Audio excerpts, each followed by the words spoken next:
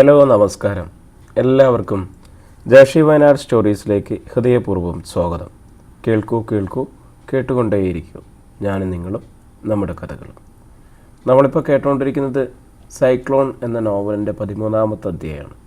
എല്ലാവർക്കും ഒരിക്കൽ കൂടി നമ്മുടെ നോവലിലേക്ക് ഹൃദയപൂർവ്വം സ്വാഗതം.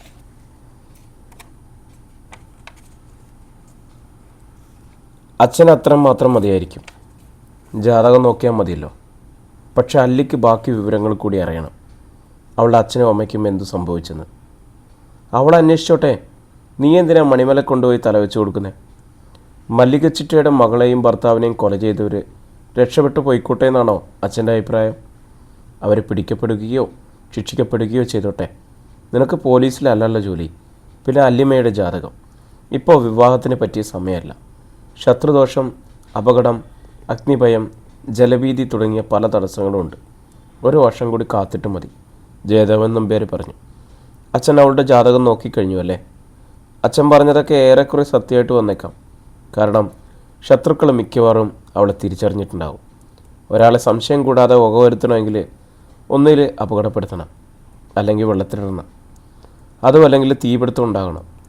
ഇതറിയാൻ ജാതകം നോക്കണമെന്നില്ല, സാമാന്യ ബുദ്ധി മതി. നിനക്ക് നിൻ്റെ കാര്യം നടന്നാൽ പോരെ. അച്ഛനൊരു ന്യായാധിപനല്ലേ? കുറ്റം ചെയ്യുന്ന ആൾക്ക് ശിക്ഷ വിധിക്കുന്ന ആൾ, നിയമം കാക്കുന്ന പോലീസും നീതി നടപ്പാക്കുന്ന ജഡ്ജിമാരും ഉണ്ടെന്ന വിശ്വാസത്തിലല്ലേ ജനങ്ങൾ സമാധാനമായിട്ട് ജീവിക്കുന്നത്? നീ നിൻ്റെ ജോലി ചെയ്താൽ മതി. മറ്റുള്ളവരുടെ ജോലി ഏറ്റെടുത്ത് ചെയ്യേണ്ട ആവശ്യമില്ലെന്നേ ഞാൻ പറഞ്ഞുള്ളൂ. ഇതാണ് അച്ഛൻ്റെ നീതിബോധം. ചായ കുടിച്ച് കപ്പ് ടേബിളിൽ വെച്ചിട്ട് സന്ദീപ് എഴുന്നേറ്റു. നീ അവിടെ ഇരിക്കി. എന്തായാലും ഇത്രയും പറഞ്ഞതല്ലേ, പറഞ്ഞു തീർത്തിട്ട് പോ. എനിക്കൊന്നും പറയാനില്ല, അച്ഛൻ പറഞ്ഞു. ആലപ്പുഴ കോടതി പരിസരത്ത് തന്നെ ജീവിച്ചിരിക്കുന്ന ഒരാളുണ്ട്. പേര് നാരായണൻകുട്ടി. പല കേസുകളും അയാളാണ് പ്രധാന സാക്ഷി. ക്രൈം നടന്ന സ്ഥലത്തോ ആ ദേശത്തോ അയാൾ പോയിട്ടുണ്ടാവില്ല. പക്ഷെ ഗത്യന്തരം ഇല്ലാതെ വരുമ്പോൾ പോലീസ് അയാളെ സാക്ഷിയായിട്ട് ചേർക്കും. പ്രതികൾക്കെതിരെ തെളിവ് വേണമല്ലോ. ചില പ്രതിഭാഗം വക്കീലുമാരും അയാളെ വിളിച്ച് സാക്ഷിയാക്കും. പ്രതിയെ എങ്ങനെയെങ്കിലും രക്ഷിച്ചെടുക്കണമല്ലോ. പ്രോസിക്യൂഷൻ ഭാഗത്ത് നാരായണൻകുട്ടി സാക്ഷിയായി നിന്നുകൊണ്ട് മൊഴി കൊടുത്തിട്ടുണ്ടെങ്കിൽ പിന്നെ ആ പ്രതിക്ക് രക്ഷയില്ല. അത്ര കൃത്യമായിരിക്കും അയാളുടെ സാക്ഷി. പ്രതിഭാഗം ചേർന്ന് നാരായണൻകുട്ടി മൊഴി കൊടുത്ത കേസാണെങ്കിൽ പിന്നെ ആ പ്രതിയെ ശിക്ഷിക്കാനുള്ള സാധ്യത കുറവായിരിക്കും. നാരായണൻകുട്ടി ഈ കേസിലൊന്നും ശരിക്കും സാക്ഷിയല്ലെന്ന് പോലീസിനറിയാം, കോടതിക്കറിയാം. പക്ഷെ അയാൾ സാക്ഷിയല്ലെന്നുള്ളതിന് തെളിവില്ല. സാക്ഷിയെ വിസ്തരിക്കുമ്പോൾ അയാൾ പറയുന്ന സ്ഥലവും സമയവും സംഭവവും എല്ലാം കൃത്യമാണ്. കോടതിക്ക് തെളിവ് നോക്കിയാൽ മതി. സാക്ഷി ആരാണെന്നും എന്താണെന്നും നോക്കണ്ട. ശിക്ഷിക്കപ്പെടേണ്ട എത്രയോ കേസുകൾ നാരായണൻകുട്ടി സാക്ഷി പറഞ്ഞതുകൊണ്ട് മാത്രം പ്രതികൾ രക്ഷപ്പെട്ടു പോയിരിക്കുന്നു.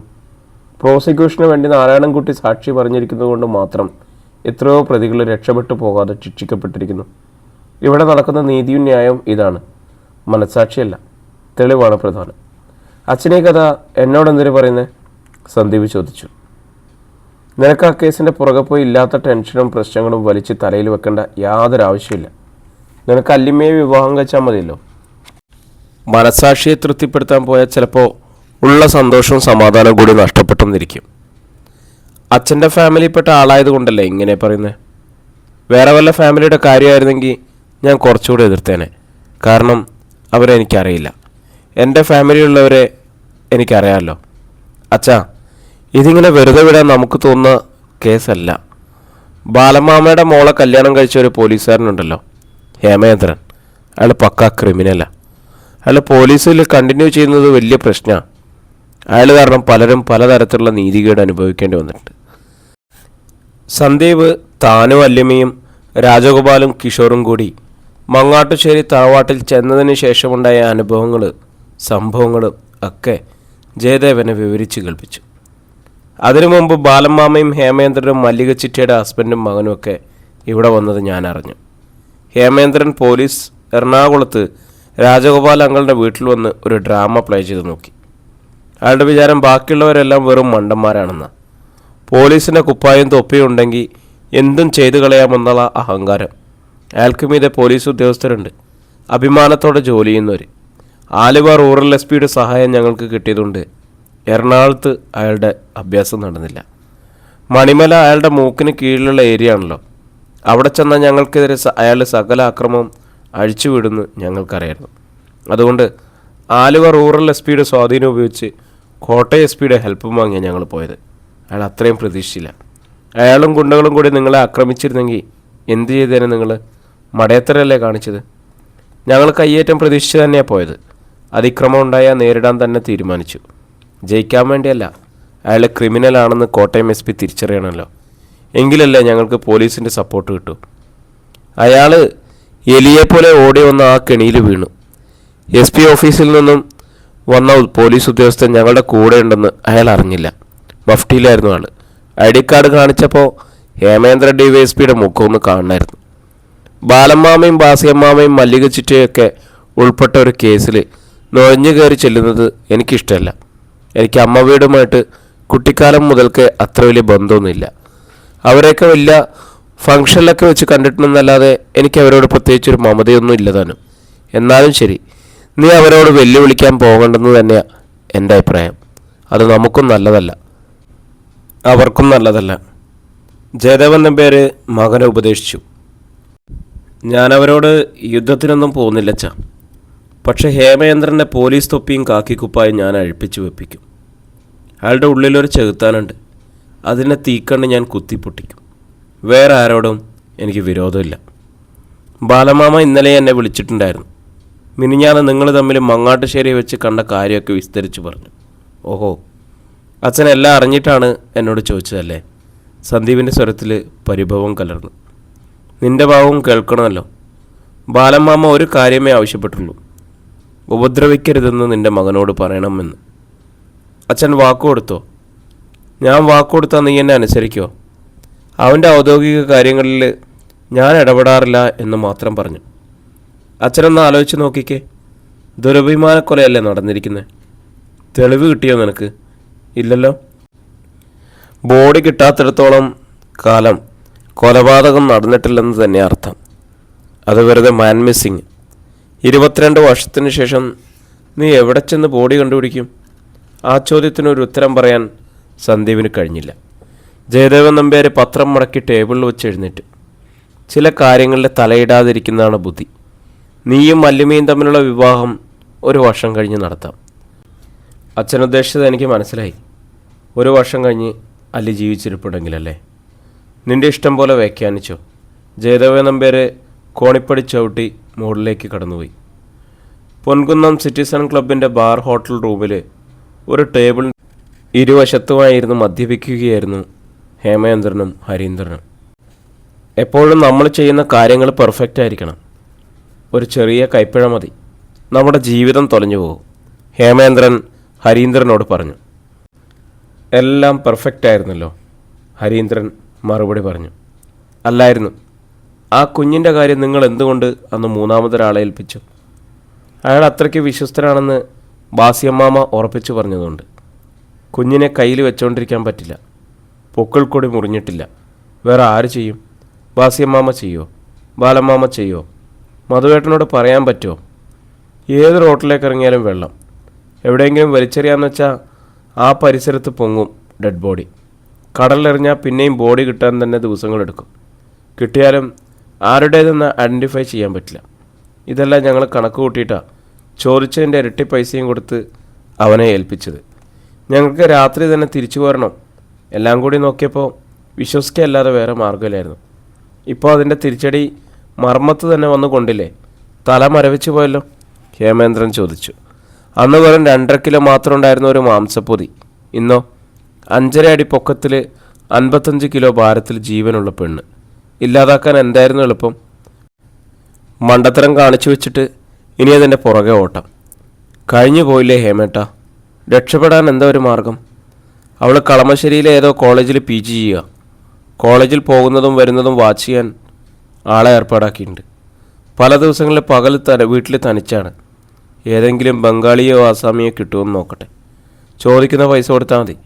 വീട്ടിലൊറ്റയ്ക്കുള്ളപ്പോൾ കയറ്റിവിട്ടാൽ ആരും അറിയാതെ പണി തീർത്തിട്ട് പോയിക്കോളും.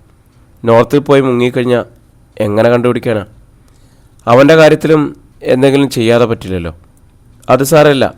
ആലപ്പുഴ ഹരിപ്പാട് ഹൈവേയിൽ എവിടെയെങ്കിലും വെച്ചൊരു ആക്സിഡൻറ്റ്. പത്ര ഓഫീസിൽ അവൻ്റെ വരവും പോക്കും രാത്രിയിലാണ്.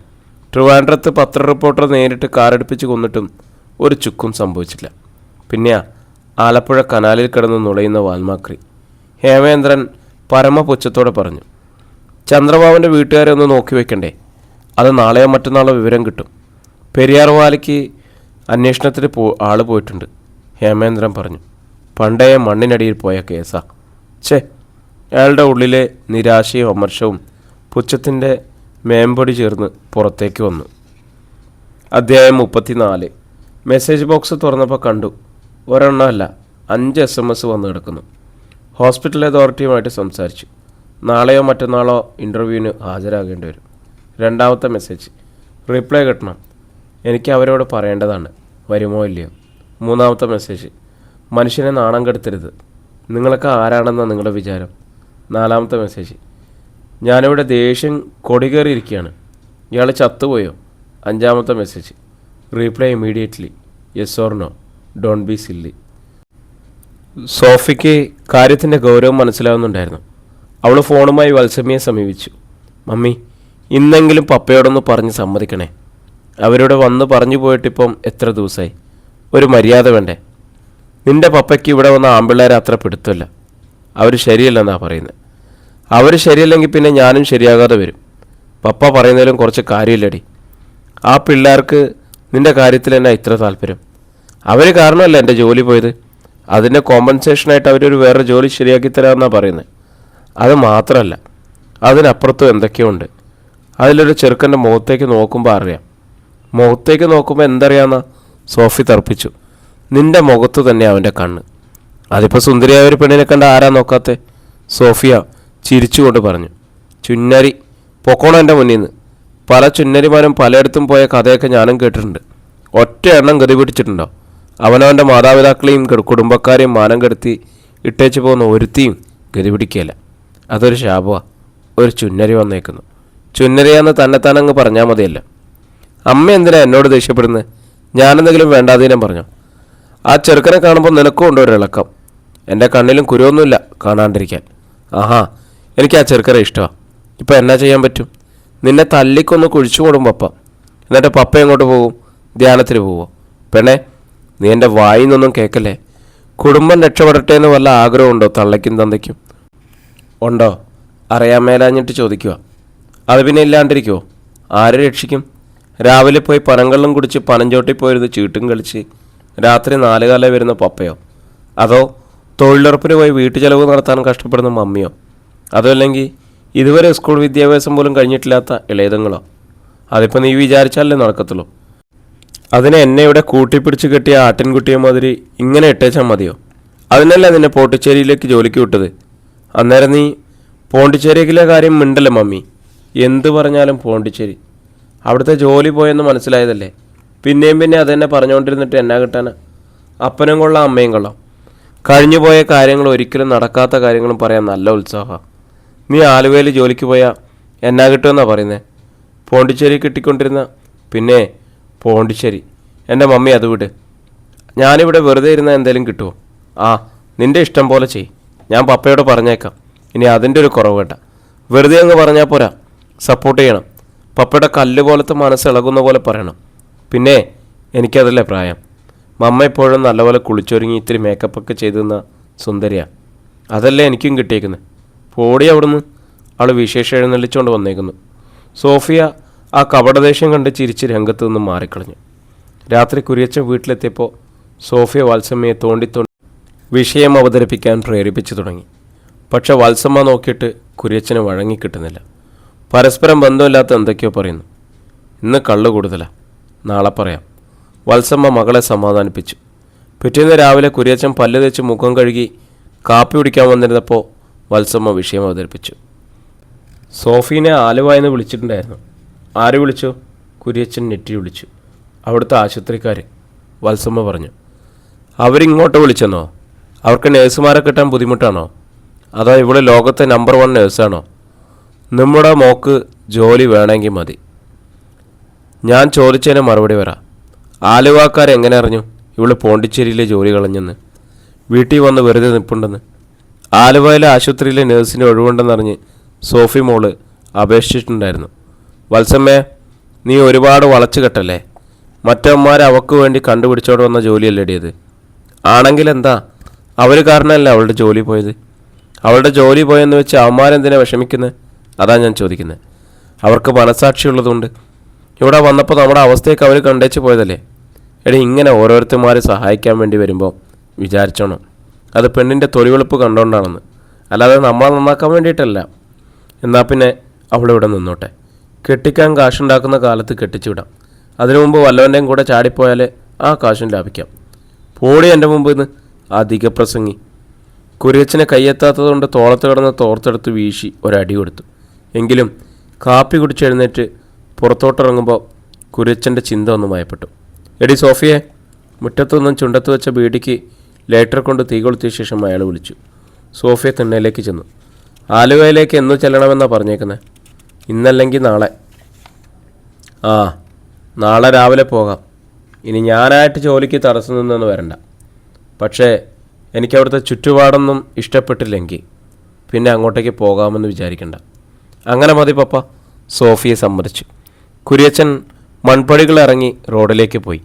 സോഫി അപ്പോൾ തന്നെ കിഷോറിന് മെസ്സേജ് അയച്ചു. പപ്പ സമ്മതിച്ചു, നാളെ വരാം. ഓ ഗോഡ്, യോഗ്യതാ റൗണ്ട് കടന്നു കിട്ടി. നാളെ എവിടെ വരും? എങ്ങനെ വരും? എവിടെ വരണം? എനിക്കൊന്നും അറിയില്ല. ഞാൻ കാറുമായിട്ട് ആലുവയിൽ വരാം. ബദനി ഹോസ്പിറ്റലിൻ്റെ ഗേറ്റിൽ നിന്നാൽ മതി. അതവിടെ ടൗണിലാണോ?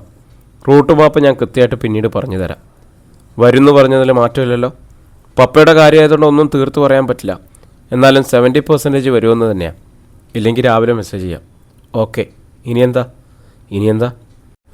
ഒന്നും ചോദിക്കാനും പറയാനും ഇല്ലേ എന്നോട്? മറുവശത്ത് എന്താണ് പ്രതീക്ഷിക്കുന്നതെന്ന് സോഫിയയ്ക്കറിയാം. നന്ദിയോ കൃതജ്ഞതയോ അല്ല, ഒരു സ്നേഹവാക്ക്. ഞാനെന്താ പറയണ്ടേ? ഞാൻ ഒട്ടും സ്നേഹമില്ലാത്തവളാണ്, നന്ദിയില്ലാത്തവളാണ്. എന്നിൽ നിന്നും ഒന്നും പ്രതീക്ഷിക്കരുത്. ജോലി വാങ്ങിത്തരുന്നതോടെ എന്നെ മറന്നേക്കണം. ഇത്രയും മതി. കിഷോർ ടൈപ്പ് ചെയ്ത അക്ഷരങ്ങളിലൂടെ കടന്നു പോകുമ്പോൾ അവൾക്ക് സങ്കടം വന്നു. കണ്ണിൽ നനവൂറി. ശരി, അങ്ങനെ തന്നെ ഇരിക്കട്ടെ. സോഫിയ ടൈപ്പ് ചെയ്തു. എടേ ദുഷ്ട എന്ന മറുപടി. അക്ഷരപ്പശ കൊണ്ട് ദുഷ്ട എന്നാണ് സോഫിയ അയച്ചു. മനഃപൂർവ്വം ടേ ചേർത്തതാ. നീ അതുക്കും മേലെയാണ്. മതി കിച്ചൂട്ടാ, വെച്ചോ. നിനക്കെന്നോട് ഇഷ്ടമുണ്ടോ? ഇല്ല. പ്രേമമുണ്ടോ? എന്നെ കാണണമെന്ന് ആഗ്രഹമുണ്ടോ? അത് തീരെയില്ല. പിന്നെ എന്ത് കുന്തമുള്ളത്? ഒന്നുമില്ലെന്നേ. എന്നെ ഭ്രാന്ത് പിടിപ്പിക്കല്ലേ? അതുമില്ല. ഇതാ ഞാൻ നിർത്തി. സോഫിയ അല്പസമയം കാത്തു. മെസ്സേജൊന്നും വരുന്നില്ല. ഒടുവിൽ അവൾ ടൈപ്പ് ചെയ്ത് അയച്ചു. പിണങ്ങല്ല കിച്ചുവേട്ടാ. പിന്നെ അവൾ ഫോൺ കൊണ്ടുപോയി തൻ്റെ ബാഗിൽ സുരക്ഷിതമായി വെച്ചു. ആലുവയിലേക്ക് സന്ദീപും അല്ലിമയും കൂടി തന്നോടൊപ്പം ചെല്ലണമെന്ന് കിഷോർ നിർബന്ധം പിടിച്ചപ്പോൾ സന്ദീപ് വഴങ്ങി. അല്ലിമയെ കൂട്ടിക്കൊണ്ടു പോകാൻ അവളുടെ അച്ഛനമ്മമാർ സമ്മതിക്കുമോ എന്ന കാര്യത്തിലേ ഉണ്ടായിരുന്നുള്ള സംശയം. സന്ദീപ് തന്നെ രാജഗോപാലിനോട് കാര്യം പറഞ്ഞു. ഒരു ക്രിസ്ത്യൻ ഓർത്തഡോക്സ് ഫാമിലിയിലെ പെൺകുട്ടിയാണ്. അവൾക്ക് നമ്മളാണ് ജോലി വാങ്ങിക്കൊടുക്കുന്നത്. അതൊരു കോമ്പൻസേഷനാണ്. കിച്ചുവിന് തനിയെ പോകാൻ മടി. ഞാനും അല്ലിമയും കൂട്ടിന് ചെല്ലാമോ എന്നും ചോദിക്കുന്നു. പെൺകുട്ടിയുടെ പപ്പ വരും. അവർക്കൊരു വിശ്വാസം വരാൻ നല്ലതാണ്. രാജഗോപാൽ സമ്മതിച്ചു. അല്ലിമയെയും സന്ദീപിനെയും കൂട്ടി കിഷോർ ബദനി ഹോസ്പിറ്റലിലേക്ക് കാർ ഓടിച്ചു പോയി. 9 മണിയായപ്പോഴേക്കും അവർ ഹോസ്പിറ്റലിന് സമീപം കാറ് പാർക്ക് ചെയ്ത് കാത്തു കിടന്നു. കുര്യച്ചനും സോഫിയയും ഓട്ടോറിക്ഷയിലാണ് വന്നത്. ഹോസ്പിറ്റൽ ഗേറ്റിൽ വെച്ച് അവർ തമ്മിൽ കണ്ടു. 5 പേരും കൂടി ഹോസ്പിറ്റലിലേക്ക് കയറിപ്പോയി. അല്ലിമ അവരുടെ കൂടെ ഉണ്ടായിരുന്നത് കുര്യച്ചന് നാനാവിധ സംശയങ്ങൾ ലഘൂകരിക്കാൻ സഹായകമായി. മുൻകൂട്ടി നിശ്ചയിച്ചിരുന്ന സമയത്ത് തന്നെ കിഷോർ സോഫിയയെ ഹോസ്പിറ്റൽ അതോറിറ്റിയുടെ ഓഫീസിലേക്ക് കൂട്ടിക്കൊണ്ടുപോയി. കിച്ചുവിൻ്റെ കൂടെ ജോലി ചെയ്യുന്ന സുഹൃത്തിൻ്റെ അച്ഛൻ്റെ ശുപാർശയുണ്ടായിരുന്നതിനാൽ ഇൻ്റർവ്യൂ ഒരു പ്രവേശനം മാത്രമായിരുന്നു. നഴ്സിംഗ് അവിടെ പഠിച്ചു, എത്ര വർഷത്തെ എക്സ്പീരിയൻസ് ഉണ്ട് എന്നിങ്ങനെ ഔപചാരികമായ ചില ചോദ്യങ്ങൾ. നഴ്സിംഗ് പ്രൊഫഷണലിനെക്കുറിച്ച് 2-3 ചോദ്യങ്ങൾ. ഇൻ്റർവ്യൂ കഴിഞ്ഞു. സർട്ടിഫിക്കറ്റുകളുടെ ഫോട്ടോ കോപ്പി സോഫിയ അവർക്ക് നൽകി. എല്ലാം പരിശോധിച്ച ശേഷം ഹോസ്പിറ്റൽ ഡയറക്ടർ സോഫിയോട് എന്ന് മുതൽ ജോലിയിൽ പ്രവേശിക്കാമെന്ന് ചോദിച്ചു. നാളെ മുതൽ എന്ന് അവൾ മറുപടി നൽകി. നാളെ മുതൽ വേണമെന്നില്ല, നെക്സ്റ്റ് മൺഡേ ജോയിൻ ചെയ്യാം, ഡയറക്ടർ പറഞ്ഞു. നാളെ മുതൽ എന്ന് പറയാൻ എന്താ കാരണം? ഒരു തയ്യാറെടുപ്പൊക്കെ വേണ്ടേ? ഞാൻ റെഡിയായിട്ടിരിക്കുമായിരുന്നു, എപ്പോൾ വിളിച്ചാലും എവിടെ ജോലി ചെയ്യാനും, സോഫിയ പറഞ്ഞു. നഴ്സിംഗ് പ്രൊഫഷൻ ചൂസ് ചെയ്യാൻ എന്താ കാരണം? വിദേശത്ത് പോയി കുറേ പൈസ ഉണ്ടാക്കണം, വീട് വയ്ക്കണം, സഹോദരങ്ങളെ സഹായിക്കണം, ഇങ്ങനെയൊക്കെ വിചാരിച്ചിട്ടാണ് മിക്കവരും ഈ മേഖലയിലേക്ക് വരുന്നത്. ഹോസ്പിറ്റൽ ഡയറക്ടറാണ് ചോദ്യം. നഴ്സിംഗ് പ്രൊഫഷൻ എനിക്കിഷ്ടമാണ്, ഞാൻ ആഗ്രഹിച്ച് ചേർന്നതാണ്. പൈസ ഉണ്ടാക്കാൻ പറ്റുന്നത് നല്ലതായിട്ട് തോന്നി. എനിക്ക് വേണ്ടി മാത്രം ജീവിക്കുന്നതിനേക്കാളും ഇഷ്ടം എന്നെ ആശ്രയിക്കുന്നവർക്ക് കൂടി വേണ്ടി ജീവിക്കുന്നതാണ്. സോഫിയ പറഞ്ഞു. ഗുഡ്, അതൊരു നല്ല വിഷനാണ്. Keep it up. ഡയറക്ടർ അനുമോദിച്ചു. ജോലിക്ക് ചേർന്നാൽ താമസിക്കാനുള്ള സൗകര്യം കൂടി നോക്കണ്ടേ? ഇല്ല, നോക്കിയിട്ട് പോകണം.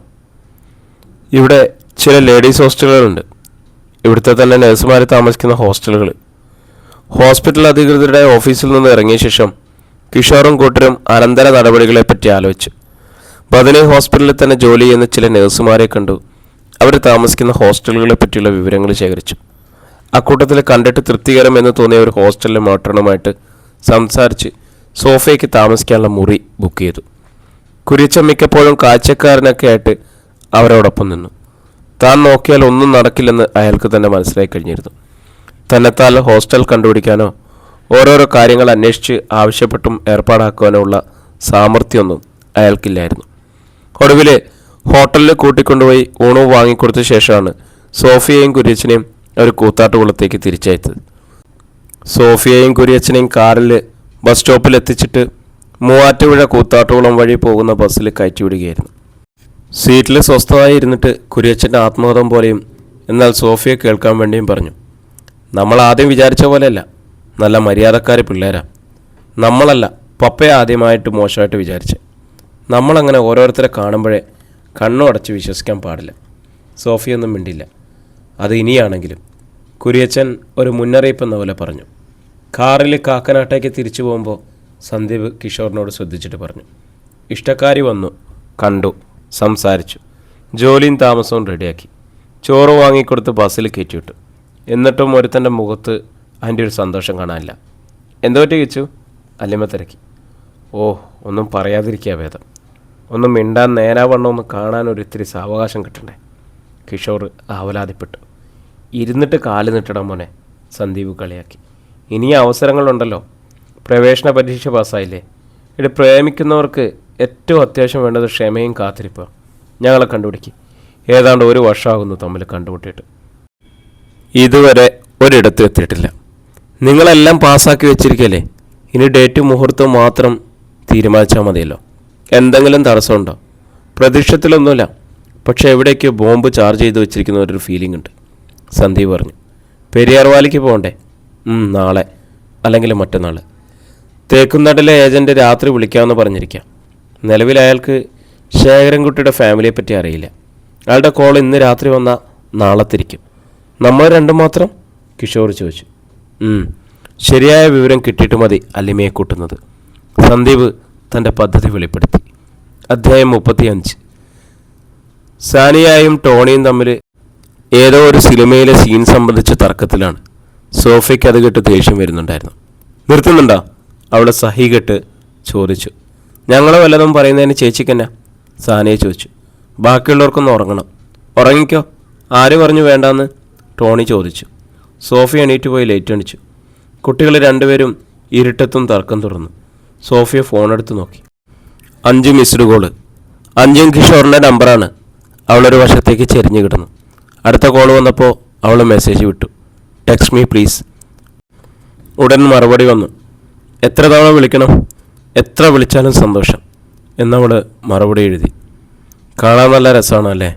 അതെ, കുറേ മിസ്ഡ് കോൾ വന്ന് കിടക്കുന്നത് കാണുമ്പോൾ നല്ല രസം. പൂച്ചയ്ക്ക് വിളയാട്ട്. എലിയാക്കണ്ട പ്ലീസ്, വേറൊരു പൂച്ചയാൽ മതി. വീട്ടിൽ ചെന്നിട്ട് എന്താ ഇത്ര നേരം വിളിക്കാതിരുന്നേ? വിളിക്കണമായിരുന്നോന്നോ? മണ്ടിയായിട്ട് ഒരുപാട് അഭിനയിക്കല്ലേ? എനിക്ക് മനസ്സിലാകില്ലെന്നില്ലെന്ന് വിചാരിക്കണ്ട. എന്താണ് വലിയ അധികാരസ്വരം? എനിക്ക് കുറച്ച് അധികാരമുണ്ട്. ഞാൻ അംഗീകരിച്ചില്ലെങ്കിലോ? മറുവശത്ത് മിണ്ടാട്ടമില്ല. സോഫി അല്പം കാത്തു. കിച്ചുവേട്ടാ, നിങ്ങളുടെ വീട്ടിലെ പോലെ ഇവിടെ എല്ലാവർക്കും സെപ്പറേറ്റ് റൂമൊന്നുമില്ല. ഞാൻ കിടക്കുന്ന റൂമിൽ 4 പേരുണ്ട്. എല്ലാവരും കിടക്കണ്ടേ, ഉറങ്ങണ്ടേ? എന്നിട്ടല്ല എനിക്ക് ഫോൺ എടുക്കാൻ പറ്റൂ. മെസ്സേജ് ചെയ്യാലോ. ഞാൻ നല്ല ബിസിയായിരുന്നു. നാളെ രാവിലെ ആലുവയിലെത്തണ്ടേ? രാവിലെ പോകണ്ടേ? കൊണ്ടുവരാനുള്ളതെല്ലാം ഇന്നേ പാക്ക് ചെയ്ത് വെക്കണ്ടേ? അപ്പോൾ ഇനി സംസാരിക്കാൻ പറ്റില്ലേ? എങ്ങനെ? ഇവിടെ പിള്ളേർ ഉറങ്ങിയിട്ടില്ല. അത് ടൈപ്പ് ചെയ്യുന്നതിന് പകരം സോഫിയെ ചോദിക്കുകയാണ് ചെയ്തത്. ചോദിച്ചു കഴിഞ്ഞപ്പോൾ മണ്ടത്തരം മനസ്സിലായത്. കോളിലല്ല, മെസ്സേജിലാണ് താൻ. ലൈറ്റ് തെളിഞ്ഞു കഴിഞ്ഞു. സോഫിയ ഞെട്ടി മുഖം തിരിച്ചു നോക്കി. തൊട്ടപ്പുറത്ത് സിംഗിൾ കട്ടിൽ എണീറ്റിരിക്കുകയാണ് സാനിയ. പുതപ്പ് പുതച്ച് കിടന്നിട്ട് എണീറ്റിരിക്കുന്ന മാതിരി. സോഫിയ ആരോടാ പറഞ്ഞത് പിള്ളേർ ഉറങ്ങിയിട്ടില്ലെന്ന്? സോഫിയ തലയണയിൽ കൈമുട്ടുവന്ന് തിരിഞ്ഞു. ഞാനങ്ങനെ പറഞ്ഞോ? ഞാൻ കേട്ടല്ലോ. ഞാനൊന്ന് മയങ്ങിയായിരുന്നു. സ്വപ്നത്തിലായിരിക്കും. സ്വപ്നത്തിൽ ആരോടാ പറഞ്ഞത്? എൻ്റെ കെട്ടിയവനോട്. പോടുന്നു. സോഫിയ പെട്ടെന്ന് മറുവശത്തേക്ക് തിരിഞ്ഞു കിടന്നു. ആർക്കറിയാം ആരാണെന്ന്? സോഫിയയുടെ ശബ്ദം ആത്മകഥം പോലെ കേട്ടപ്പോൾ സോഫിയയ്ക്ക് ചിരി വന്നു. ലൈറ്റ് അണച്ചു. അവൾ ഓൺലൈനിൽ കിച്ചുവിനെ തിരഞ്ഞു. കാണാനില്ല. ഫോണ് കൈത്തണ്ടയിൽ വെച്ച് അതിൽ തന്നെ നോക്കി അവൻ വരുന്നതും കാത്ത് കിടന്നു. ഇത്തവണ കിഷോറും സന്ദീപും അല്ലിമയും കൂടി ബസ് സ്റ്റാൻഡിൽ വെച്ച് തന്നെ സോഫിയെ പിക്ക് ചെയ്തു. ബദനി ഹോസ്പിറ്റലിലേക്ക് ആലുവ ടൗണിൽ നിന്നും 2 കിലോമീറ്ററോളം ദൂരം ഉണ്ടായിരുന്നു.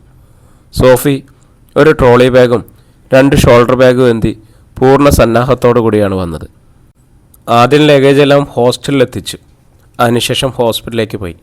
ഡ്യൂട്ടിയിൽ പ്രവേശിക്കാനുള്ള പ്രാരംഭ നടപടികൾ വളരെ വേഗം കഴിഞ്ഞു.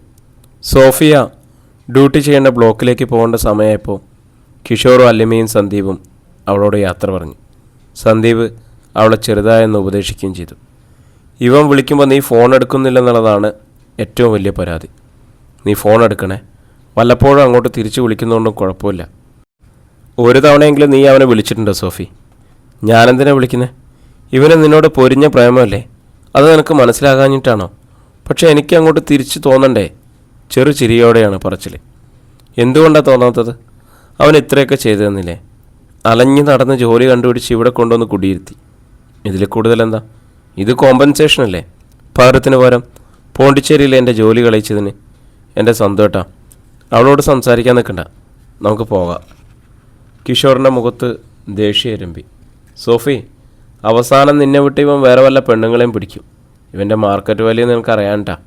സന്ദീപ് മുന്നറിയിപ്പ് നൽകി. തുമ്മിയാത്തെറിക്കുന്ന മൂക്കാണോ? സോഫിയ ചിരിച്ചുകൊണ്ട് ചോദിച്ചു. അതെ, ഇത് തുമ്മിയാത്തെറിക്കും. കിഷോർ ദേഷ്യത്തിൽ മുഖം തിരിച്ച് ഹോസ്പിറ്റലിന് പുറത്തേക്ക് നടന്നു. സോഫി, നീ അവനെ വട്ടാക്കല്ലേ? സന്ദീപ് താക്കീത് ചെയ്തു. എന്തിനാ ഇങ്ങനെ വെപ്രാളപ്പെടുന്നത്? സോഫി ചോദിച്ചു. നമിച്ചു. പോയിക്കോട്ടെ. ശരി. കിച്ചനോട് എന്തെങ്കിലും പറയണോ? ഞാൻ പറഞ്ഞോളാം. വിളിച്ചു പറയോ? എന്നെ വിളിക്കും. നല്ല ഉറപ്പല്ലേ? സോഫിയ പുഞ്ചിരിച്ചുകൊണ്ട് തലയാട്ടി. സന്ദീപും അല്ലിമയും പാർക്കിംഗ് ഏരിയയിലെത്തിയപ്പോൾ കിഷോർ കാറിൽ കയറി ഇരിപ്പുണ്ടായിരുന്നു. അല്ലിമ ഡോർ തുറന്ന് കയറി ഇരുന്നിട്ട് പറഞ്ഞു. എന്തൊരു സുഖം. പുറത്ത് എന്താ ചൂട്. നീ അവളോട് പിണങ്ങിയിരിക്കുകയാണോടാ? സന്ദീപ് ചോദിച്ചു. അവളുടെ ജാടയൊന്നുമില്ലടാ. നിന്നെ അവൾക്ക് അത്രയ്ക്ക് വിശ്വാസം ആണെങ്കിൽ ഇങ്ങനെയാണോ പെരുമാറേണ്ടത്? അവൾക്കൊരു ഡിസിപ്ലിൻ ഉണ്ടെന്ന് വിശ്വസിക്കുക. എവിടെ നിൽക്കണമെന്നും ഏത് എൻഡ് വരെ പോകാമെന്നും അവൾക്ക് ശരിക്കറിയാം. എന്നെ വിശ്വസിച്ചാൽ മാത്രം മതിയോ? എനിക്കും വിശ്വാസം വരണ്ടേ? നിനക്ക് വിശ്വാസമല്ലേ? എങ്ങനെ വിശ്വസിക്കും? കുറച്ച് കഴിയുമ്പോൾ ഒരു ഡോക്ടർക്ക് അവളോട് ഇഷ്ടം തോന്നിയെന്നിരിക്കട്ടെ. അയാളെ പ്രപ്പോസ് ചെയ്താൽ അവൾക്ക് ആ പ്രലോഭനം തടയാൻ പറ്റുമെന്ന് എന്താ ഉറപ്പ്? ഏയ്, സോഫി അങ്ങനെയൊന്നും കാലുമാറുന്നവളല്ല. എങ്ങനെ അറിയാമല്ലെന്ന്? ഇപ്പോൾ തന്നെ നമ്മൾ കഷ്ടപ്പെട്ട് ജോലി ശരിയാക്കി കൊടുത്തു. എന്നിട്ട് അവൾ പറഞ്ഞത് കേട്ടില്ലേ, കോമ്പൻസേഷനാണെന്ന്. അവളുടെ ജോലി നമ്മൾ കളയിച്ചതിന് പകരം. അപ്പം പിന്നെ നന്ദിയും കടപ്പാടും വേണ്ടല്ലോ. ഞാനൊന്നും പറഞ്ഞില്ലായിരുന്നല്ലോ എന്ന് പറഞ്ഞ് ഈസി ആയിട്ട് നമ്മളെ ഒഴിവാക്കാം. കിച്ചു, അവൾ അങ്ങനെയല്ല. നീ പദപ്രശ്നമായിട്ട് നടക്കുന്ന കുട്ടിയെപ്പോലെയാണ്. എല്ലാ കളങ്ങളും കറക്റ്റായിട്ട് പൂരിപ്പിക്കണം. നീ കുറച്ച് ക്ഷമിക്ക്. സന്ദീപ് കാർ ഓടിക്കുന്നതിനിടയിൽ അവനെ ഉപദേശിച്ചുകൊണ്ടിരുന്നു. പടമുഖത്ത് മാഹി മദ്യം വിൽക്കുന്നുണ്ടെന്നറിഞ്ഞ് അങ്ങോട്ട് പോകാനായി സ്റ്റേഷൻ്റെ മുറ്റത്ത് കിടന്നിരുന്ന ജീപ്പിനടുത്തേക്ക് ചെല്ലുകയായിരുന്നു മുരിക്കാശ്ശേരി SI KP എൽദോസ്. അപ്പോഴാണ് ഫോണിലേക്ക് ഒരു കോൾ വന്നത്. എൽദോസ് ഫോണെടുത്ത് സംസാരിക്കുന്നതും മറുവശത്തു നിന്നും പറയുന്നതെല്ലാം മൂളിക്കിട്ടും. ഒടുവിൽ കോള് തീർത്തിട്ട് സ്റ്റേഷൻ ഓഫീസിലേക്ക് കയറി ചെന്ന് CPOമാരായ അലക്സിനെയും റോജിനെയും വിളിച്ച് ഒരു ചുമതല ഏൽപ്പിച്ചിട്ടുണ്ട്. ക്രൈംബ്രാഞ്ചിൽ നിന്ന് ഒരു കോള് വന്നിട്ടുണ്ട്. പെരിയാർവാലി എന്ന സ്ഥലത്ത് പോയി കണിയാമ്പറമ്പിൽ ശേഖരൻകുട്ടി എന്ന ആളും ഫാമിലിയും ഇപ്പോൾ എവിടെയാണ് താമസിക്കുന്നത് കണ്ടുപിടിക്കണം. സർ, കണ്ടുപിടിച്ചിട്ട് കസ്റ്റഡിയിലെടുക്കണം. ഒന്നും ചെയ്യണ്ട, അവരെ പറ്റിയുള്ള വിശദ വിവരങ്ങൾ കളക്ട് ചെയ്തുകൊണ്ട് വരണം, SI നിർദ്ദേശിച്ചു. ഏതെങ്കിലും കേസിൻ്റെ അന്വേഷണവുമായി ബന്ധപ്പെട്ടാണോ സാർ? കോട്ടയത്തുനിന്ന് ക്രൈംബ്രാഞ്ച് DYSPയാണ് വിളിച്ചത്. എന്തെങ്കിലും കേസായിരിക്കണം. എന്താണ് ക്രൈം എന്ന് പറഞ്ഞില്ല. അഡ്രസ്സ് കളക്ട് ചെയ്ത് സ്പോട്ട് ചെയ്ത് വെക്കണം. അത്രയും പറഞ്ഞിട്ട് എൽദോസ് ജീപ്പിൽ കയറി പടമുഖത്തു നിന്നും പോയി. CPOമാർ രണ്ടുപേരും ബൈക്കിൽ തേക്കിൻതണ്ട് എന്ന സ്ഥലത്ത് രാജപുരത്ത് പോയി അന്വേഷണം നടത്തി. കണിയാമ്പറമ്പിൽ എന്നൊരു അഡ്രസ്സ് അവർ രാജപുരത്ത് കണ്ടുപിടിച്ചെങ്കിലും അവിടെ ശേഖരൻകുട്ടി എന്നൊരാളുണ്ടാകാൻ തീരെ സാധ്യതയില്ലായിരുന്നു. കാരണം അതൊരു ക്രിസ്ത്യൻ കുടുംബമായിരുന്നു. CPIമാർ രണ്ടുപേരും അന്വേഷണത്തിന് ശേഷം മുരിക്കാശ്ശേരി കുത്തുങ്കൽ പോലീസ് സ്റ്റേഷനിൽ തിരിച്ചെത്തി. പടമുഖത്ത് കള്ളക്കടത്ത് മദ്യം പിടിക്കാൻ SI വൈകുന്നേരത്ത് വന്നപ്പോൾ അവർ തങ്ങൾക്ക് കിട്ടിയ വിവരങ്ങൾ അറിയിച്ചു. SI എൽദോസ് ഹേമചന്ദ്രനെ ഫോണിലേക്ക് വിളിച്ചു. പെരിയാർ വേലിയിൽ അന്വേഷിച്ചുവെന്നും ശേഖരൻകുട്ടി എന്നൊരാളെപ്പറ്റിയോ കുടുംബത്തെപ്പറ്റി യാതൊരു അടയാളവും ലഭിച്ചിട്ടില്ലെന്നും വെളിപ്പെടുത്തി. നിങ്ങളൊരു കാര്യം ചെയ്യണം. കണിയാമ്പറമ്പിൽ ശേഖരൻകുട്ടിയുടെ വീട് തിരക്കി ആര് വന്നാലും അവരെ ട്രാക്ക് ചെയ്യുക. ശരി സാർ, എന്നിട്ട് എന്നെ വിവരം അറിയിക്കാം. Okay sir. എൽദോസ് എല്ലാം സമ്മതിച്ചു. പത്ര ഏജൻറ്റ് ഔസേപ്പച്ചൻ പാലക്കുന്നേൽ സന്ദീപിനെയും കൂട്ടരെയും കാത്ത് മുരിക്കാശ്ശേരി ടൗണിൽ കാലത്ത് 10 മണി മുതൽ നിൽക്കുകയാണ്. 25 മിനിറ്റിനുള്ളിൽ സന്ദീപും സംഘവും മുരിക്കാശ്ശേരിയിലെത്തി. ഔസേപ്പച്ച അപ്പോൾ തന്നെ തൻ്റെ ബൈക്ക് സന്ദീപിനും കൂട്ടർക്കുള്ള പൈലറ്റ് വാഹനമാക്കി. സന്ദീപ് ഓടിച്ചു വന്ന ഫോർച്യൂണർ കാറിനുള്ളിൽ ആരൊക്കെയുണ്ട് എന്ന് പോലും നോക്കാതെ അയാൾ മുമ്പേ ബൈക്ക് ഓടിച്ചു പോയി. കൊടും വളവുകളും കുത്തനെയുള്ള ഇറക്കങ്ങളും താണ്ടി അവർ തേക്കിൻതണ്ട് എന്ന സിറ്റിയിലെത്തി. ഔസേപ്പച്ചൻ ഒരു ചായക്കടയ്ക്ക് മുന്നിൽ ബൈക്ക് നിർത്തിയിട്ട് സന്ദീപിനോട് കാർ സൈഡാക്കാൻ കാണിച്ചു. സന്ദീപ് റോഡ് സൈഡിൽ കാർ ഒതുക്കി നിർത്തി. ഹെൽമറ്റ് അഴിച്ച് ബൈക്കിൽ വെച്ച ശേഷം ഔസേപ്പച്ചൻ ഇറങ്ങി ഫോർച്യൂണറിൻ്റെ അടുത്തേക്ക് വന്നു. സന്ദീപ് വിൻഡോ ഗ്ലാസ് താഴ്ത്തി ചോദിച്ചു, ഞങ്ങൾ ഇറങ്ങണോ അതോ ചേട്ടൻ ഇതിലോട്ട് കയറണോ? നിങ്ങൾ ഇറങ്ങണം. ഇവിടെ ഒന്നും പേടിക്കാനില്ല സാറേ, ഇത് നമ്മുടെ സാമ്രാജ്യം. ധൈര്യമായിട്ട് ഇറങ്ങിയോ? സന്ദീപ് തിരിഞ്ഞ് മറ്റുള്ളവരെ നോക്കി. ആരൊക്കെയാണ് സാറേ കൂടെ ഉള്ളത്? ഔസേപ്പച്ചൻ തിരക്കി. സന്ദീപ് മറുപടി പറയാതെ സീറ്റ് ബെൽറ്റ് അഴിച്ചു. മറുവശത്തു നിന്നും കിഷോറും പിന്നിൽ നിന്നും രാജഗോപാലും അല്ലമ്മയും ഡോർ തുറന്നിറങ്ങി. നിമിഷങ്ങൾക്കുള്ളിൽ തേക്കിൻതണ്ട് സിറ്റിയിൽ അവിടെ കടകളിലും മറ്റുണ്ടായിരുന്നവരുടെ ശ്രദ്ധാകേന്ദ്രമായി അവർ മാറി. ഔസേപ്പച്ചൻ്റെ അടുത്തേക്ക് ആരാ എവിടുന്നാ തുടങ്ങിയ അന്വേഷണങ്ങളെത്തി. കണിയാമ്പറമ്പിൽ ശേഖരൻകുട്ടി എന്നൊരാളെ അന്വേഷിച്ച് എറണാകുളത്തുനിന്ന് വന്നവരാ. ഔസേപ്പച്ചൻ ആളുകളുടെ ചോദ്യങ്ങൾക്ക് മറുപടി കൊടുത്തു. ഇന്നലെ മുരിക്കാശ്ശേരി പോലീസ് സ്റ്റേഷനിൽ നിന്ന് 2 പേര് പോലീസുകാർ വന്നിട്ടുണ്ടായിരുന്നല്ലോ, ഈ പറഞ്ഞ ആളെ അന്വേഷിച്ചിട്ട്. കൂട്ടത്തിൽ ഒരാൾ പറഞ്ഞു. എപ്പോൾ വന്നു? സന്ദീപ് ചോദിച്ചു. ഇന്നലെ ഉച്ച കഴിഞ്ഞാൽ. അവർ പെരിയാർ വാലിയിലും രാജപുരത്തുമൊക്കെ പോയി അന്വേഷിച്ചെന്നാണ് കേട്ടത്. എന്നിട്ട് ആളെ കിട്ടിയോ? ഇല്ലെന്നാണ് എനിക്ക് തോന്നണത്. നിങ്ങൾക്കും സ്ഥലം മാറിപ്പോയെന്നാ. ഈ പ്രദേശത്ത് കണിയാമ്പറമ്പിലുകാരെ ഒറ്റ വീട്ടുകാരേ ഉള്ളൂ. കണിയാമ്പറമ്പിൽ തോമാച്ചനും കുടുംബവും. നാട്ടുകാരിൽ ഒരാൾ പറഞ്ഞു. ഔസേപ്പച്ചൻ ചേട്ടൻ അന്വേഷിച്ചില്ലായിരുന്നോ? സന്ദീപ് ചോദിച്ചു. എനിക്കറിയാവുന്നിടത്തൊക്കെ ഞാൻ തിരക്കി. ഒന്നാമത് ഈ പെരിയാർ വാലി എന്ന് പറയുന്ന സ്ഥലം ശരിക്കുമില്ല. തേക്കുംതണ്ട് മുതൽ പെരിയാർ വരെയുള്ള സ്ഥലങ്ങളെല്ലാം മൊത്തത്തിൽ പെരിയാർ വാലി എന്നാണ് അറിയപ്പെടുന്നത്. സത്യം പറഞ്ഞാൽ തേക്കുംതണ്ടും പെരിയാർ വാലിയാണ്. രാജപുരം പെരിയാർ വാലിയാണ്. പള്ളിക്കുടി പെരിയാർ വാലിയാണ്. ഔസേപ്പച്ചൻ വിശദീകരിച്ചു. നിങ്ങൾക്ക് ഉദ്ദേശിക്കുന്ന ആൾ ചിലപ്പോൾ പെരിഞ്ചാംകുട്ടിയിലോ മങ്കുവലോ ആയിരിക്കും. നാട്ടുകാരിലൊരാൾ അഭിപ്രായപ്പെട്ടു. പെരിയാർ വാലി തന്നെ, അതിനും മാറ്റമൊന്നുമില്ല, സന്ദീപ് തീർത്തു പറഞ്ഞു. ഫോർച്യൂണറിനരികിൽ ആളുകളുടെ എണ്ണം കൂടി വന്നു. ആളുകൾക്ക് നടുവിൽ അലിമയുടെ സാന്നിധ്യം മാത്രം മതിയായിരുന്നു ആൾക്കൂട്ടം വലുതാവാൻ. സിനിമാ നടിയെപ്പോലെ സുന്ദരിയായ യുവതിയും കൂടെ 3 പുരുഷന്മാരും. ആ കൂട്ടത്തിൽ ഒരാൾ ചോദിക്കുകയും ചെയ്തു, നിങ്ങൾ സിനിമാക്കാരാണോ? അല്ല, കിഷോർ മറുപടി പറഞ്ഞു. ഇവിടെയൊക്കെ സിനിമാക്കാർ വന്ന് ഷൂട്ടിംഗ് നടത്താറുണ്ട്. മമ്മൂട്ടിയുടെ ലൗഡ് സ്പീക്കർ ഇവിടുത്തെ തോപ്രാംകുടിയിൽ വെച്ച് എടുത്തതാ. പിന്നെ മഹേഷിൻ്റെ പ്രതികാരം, അതിൻ്റെ ഷൂട്ടിങ് പ്രകാശിലായിരുന്നു. മറ്റൊരാൾ തൻ്റെ സിനിമാജ്ഞാനം വെളിപ്പെടുത്തി. സാറേ, ഈ പറയുന്ന ശേഖരൻകുട്ടി ആരാ? ബന്ധുവാണോ അതാ വല്ല പറ്റിപ്പുകാരനാണോ? മറ്റൊരാൾ തിരക്കി. 22 വർഷം മുമ്പ് മണിമലയെന്ന് വിറ്റുപെറുക്കിപ്പോന്ന ആളല്ല സാറേ. എന്നോട് അങ്ങനെയല്ലേ പറഞ്ഞേ? ഔസേപ്പച്ചൻ സന്ദീപിനോട് ചോദിച്ചു. അതെ, മണിമലക്കാരൻ ശേഖരൻകുട്ടി. ഭാര്യയുടെ പേര് രമണി. സന്ദീപ് നാട്ടുകാരിൽ ഓരോരുത്തരെയും പ്രതീക്ഷയോടെ നോക്കി. സാറേ, പള്ളിക്കൂടിയിലൊരു ശേഖരനമ്മാവനുണ്ട്, മീൻപിടുത്തക്കാരനാണ്. താടിയും മീശയും നിറച്ചൊരു വൃദ്ധം പറഞ്ഞു. പുള്ളിക്കാരൻ ഈ പറഞ്ഞതുപോലെ എങ്ങാണ്ടൊന്ന് ദൂരേന്ന് വന്ന് സ്ഥലം വാങ്ങി വെച്ചതാ. അതാരപ്പാ ശേഖരമ്മാവൻ? ആളുകൾ ആശ്ചര്യത്തോടെ പരസ്പരം നോക്കി. പള്ളിക്കുടി കഴിഞ്ഞിട്ട് പെരിയാറിന് കുറുകെയുള്ള ചപ്പാത്തിലോട്ട് ചെല്ലുമ്പോൾ വലത്തോട്ടൊരു വഴിയുണ്ട്. വലിയ മലഞ്ചെരുവ, ഏതാണ്ട് ആനക്കയത്തിന് മേളിലായിട്ട് വരും. ഞാനീ പറഞ്ഞ ശേഖരമ്മാവൻ്റെ വീട്. വലിയ വീടൊന്നുമില്ല, ഒരു പഴയ പേരയാണ്. സന്ദീപിന് പ്രത്യക്ഷയായി.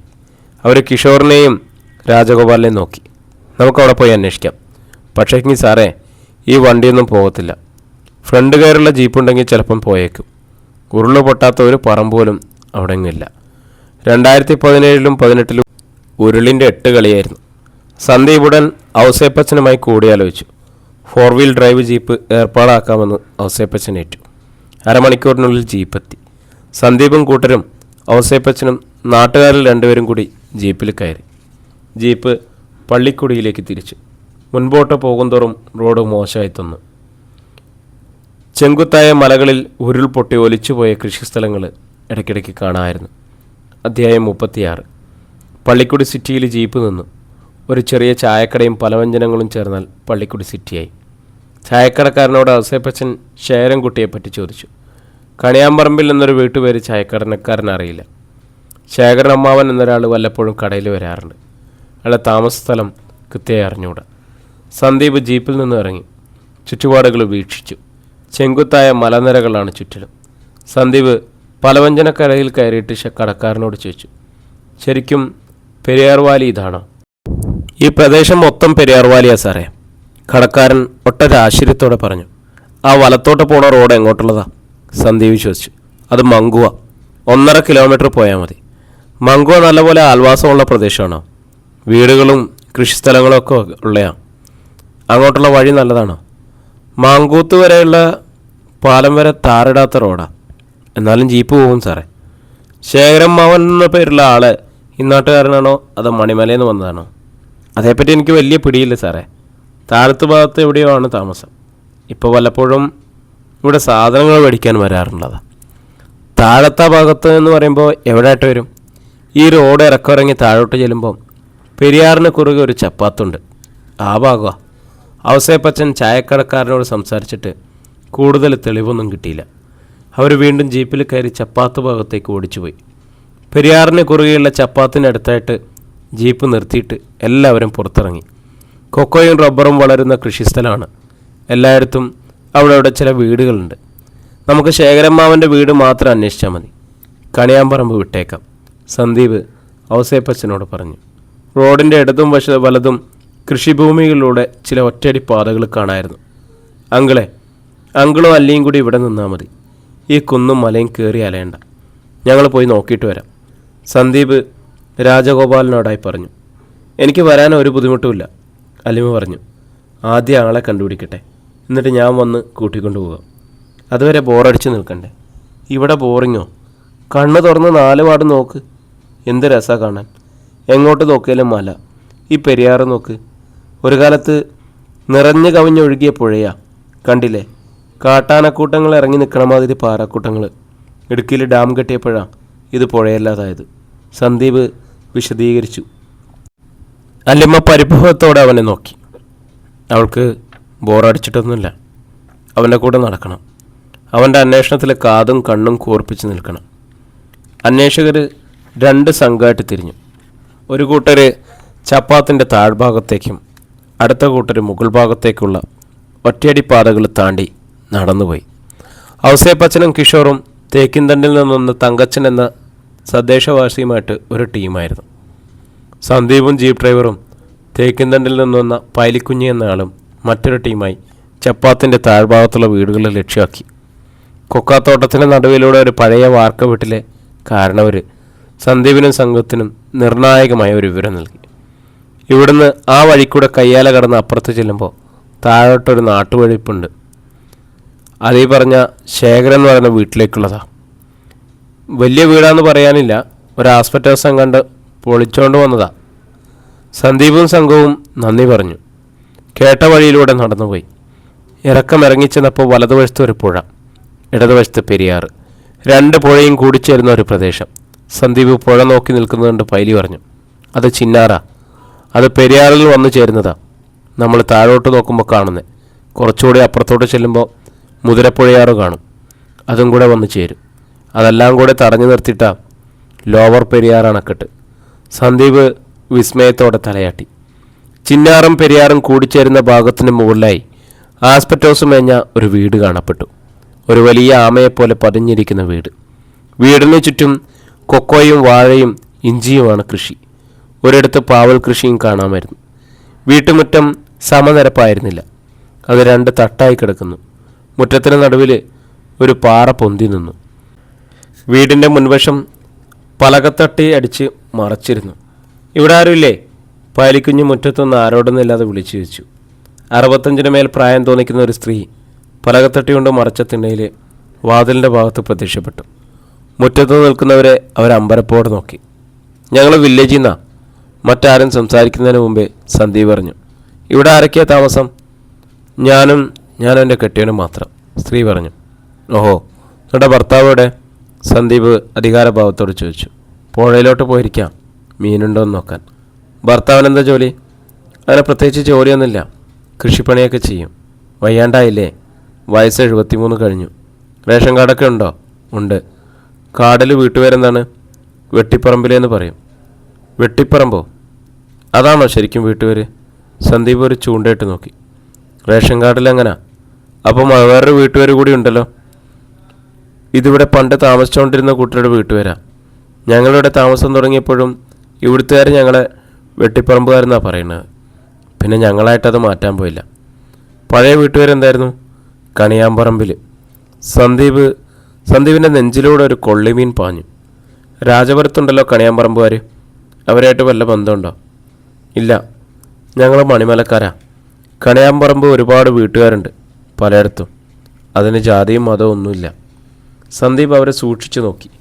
പ്രായമായെങ്കിലും നല്ല ആരോഗ്യമുള്ള പ്രകൃതം, ബലിഷ്ഠമായ കൈകൾ, മലകൾ താണ്ടിയും കൃഷിപ്പണികളും ചെയ്തും ഉറച്ച ശരീരമാണെന്ന് തോന്നി. പേര് പറഞ്ഞില്ലല്ലോ? രമണി. ഭർത്താവിൻ്റെ പേര്? ശേഖരൻ. മുഴുവൻ പേര് പറ. ശേഖരൻകുട്ടി. മക്കൾ എത്ര പേരുണ്ട്? 3 പേരുണ്ടായിരുന്നു, ഇപ്പോൾ 2 പേരേ ഉള്ളൂ.